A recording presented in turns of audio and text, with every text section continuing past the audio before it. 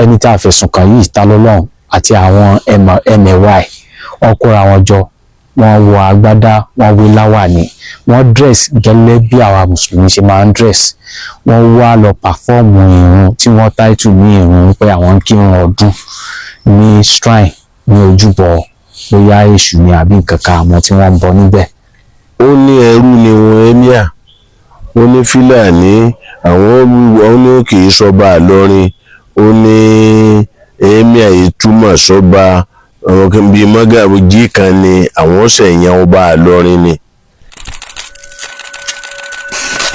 Orúkọ mi ni Abdulkadir Adémọ́lá Bọ́lájí Àjàsá tí mo jẹ́ lọ́yà fún Ògo Ìlọrin tí mo sì jẹ́ mẹ́mbà Ilorin Heritage Preservation Foundation tí mo sì jẹ́ ọ̀kan lára àwọn lọ́yà tí wọ́n represent wọn nínú kéèsì Talọ́lọ́hun Abdulaziz Adégbọlá Talọ́lọ́hun. Bí wọ́n ṣe pé kéèsì wa láàárọ̀ yìí, àwa gan wà surprise pé a rí Talọ́lọ́hun ní kóòtù láàárọ̀ yìí, àdẹ̀rí lọ́yẹ̀ ní kóòtù láàárọ̀ yìí, so kò wà represented despite the fact that we have fully perfect service on him. Àti comply with the order for substitute service tí kóòtù ní ká serve through social media and one national newspaper, so àti serve. So after service, what is expected of him òun náà ni kó wá sí court kí ó wá defend the allegation tí Ilorin Heritage Preservation Foundation tí wọ́n fi kàn án. So a wà surprise pé kò wá sí court. Ẹ̀sùn tí wọ́n fi kàn Talọ́lọ́hun kò ju wípé ó tàbùkù, ó mọ̀kì ẹ̀sìn Islam ní ọ̀nà tí kò bá òfin mu. Títàbùkù tí a mì ní pé gbogbo àwọn tí wọ́n bá rántí, a rí pé ní ìgbà tí a ṣe ọdún ìtúnu àwẹ̀ ní ọdún yìí ní February, sometimes in February, ẹni tá a fẹ̀sùn kàn yìí Talọ́lọ́hun àti àwọn ẹmẹ̀wà ẹ̀ wọ́n kóra wọn jọ, wọ́n wọ agbádá, wọ́n wé láwàní, wọ́n dress gẹ́lẹ́ bí àwa mùsùlùmí ṣe máa ń dress, wọ́n wá lọ pàfọ́ọ̀mù ìrun tí wọ́n táìtù ní ìrun pé àwọn ń kírun ọdún ní shrine ní ojúbọ bóyá èṣù ni àbí nǹkan kan àmọ́ tí wọ́n ń bọ níbẹ̀.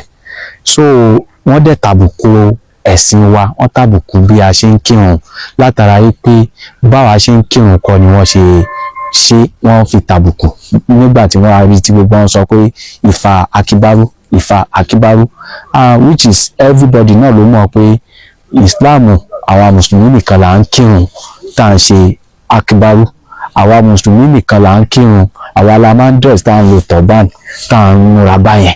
So kò sínú ìlànà àwọn oníṣẹ̀ṣe, wọn ò sì lè mú wá fún wa bóyá nínú odù Ifá àbí pé bóyá àwọn tí wọ́n ti kọ̀wé nínú bí wọ́n ṣe ń sin ẹ̀sìn wọn, nínú àwọn scholars tí wọ́n ti kọ ìwé ṣáájú, wọn ò lè múwèé kankan wá tí ó tọ́ka sí pé báwọn oníṣẹ̀ṣe bá fẹ́ ṣe ẹ̀sìn wọn o, wọ́n máa ń ṣe Akíbárú àbí wọ́n máa ń wé láwàní tó máa fi ń bọ àwọn nǹkan tó ń bọ.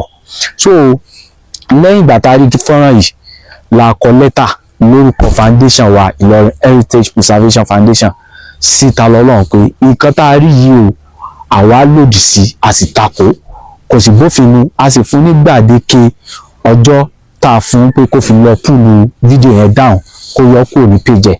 A sì tún sọ fún pé kó apologize sí gbogbo mùsùlùmí àgbáyé. So instead tí ó fi ṣe léyìí, ó bọ́ta fún wa ni, ó ní ọjọ́ márùn-ún ta fún òun kéré, ó ṣe ìpè lóríṣiríṣi, kò sí nǹkan tí ó sọ sí wa, but gbàgbé pé àwa náà lè drag ara wa lórí àwọn olú emir ọ̀tọ̀.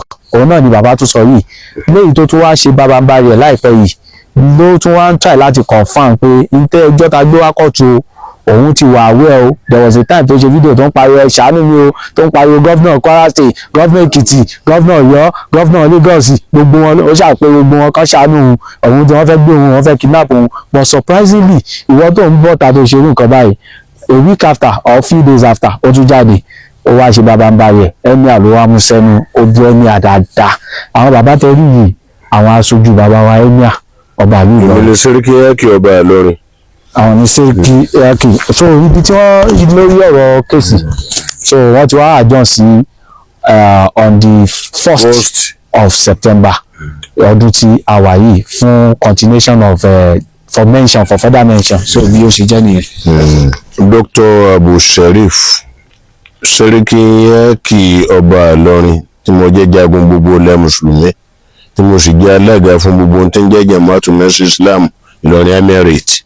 Torí ọ̀rọ̀ ọmọ yìí náà la wá sí torí àwọn òde bí ẹ̀sìn wọn lakum dinukum wal hadin kó wádìí àdínì ìṣàlẹ̀ kálukú pẹ̀lú ẹ̀sìn rẹ̀ ni kí ló ń wọ́n ń tọ́ka tí wọ́n ní wọ́n ń wá burú fún ìsìláàmù sí ọjà ń tó burú jù. Ó ní ẹrú ni wọn Emir, ó ní Fúlàní àwọn ní kì í sọba Ìlọrin, ó ní Emir yìí túmọ̀ sọba àwọn bíi mọ́gàjí kan ni àwọn ṣẹ̀yàn ọba Ìlọrin ni. So gbogbo àwọn ọ̀rọ̀ tó wà provocative tó lè dá ìjà alẹ̀ tó lè dá wàhálà alẹ̀ ní jáde lẹ́nu ẹ̀ tó sì wà recorded. Irú ìgbésẹ̀ tá a gbé àní sọ nínú kẹ́ni bí gbogbo ń tá a bá fi jà àìfi hàn yàn ń tá a gbé ń gbésẹ̀ ó ti yé wa ló kọ gbogbo Ìlọrin yàtọ̀ fún tàwọn lọ́yà. Àwọn tí ó bá gbàmọ̀ràn tí ó gbọ́ràn lèèyàn bá sọ̀rọ̀ kò lè gbọ́ máa aṣọ tó jóná ní tiẹ̀ aṣọ tó bá ya ni télọ̀ lè rán kí Ọlọ́run kó ṣamọ̀nà ẹ̀ bó bá wù. Èmi ni Dr. Abu Sharif Seriki ọba Ìlọrin mágàjí ilé olówó sẹ́ńtà ìgboro. Tí ẹ wá ṣojú. Mo aṣojú bàbá wọlọ́lá ọba ìlú Ìlọrin àti gbogbo mùsùlùmí ìjẹ́nara.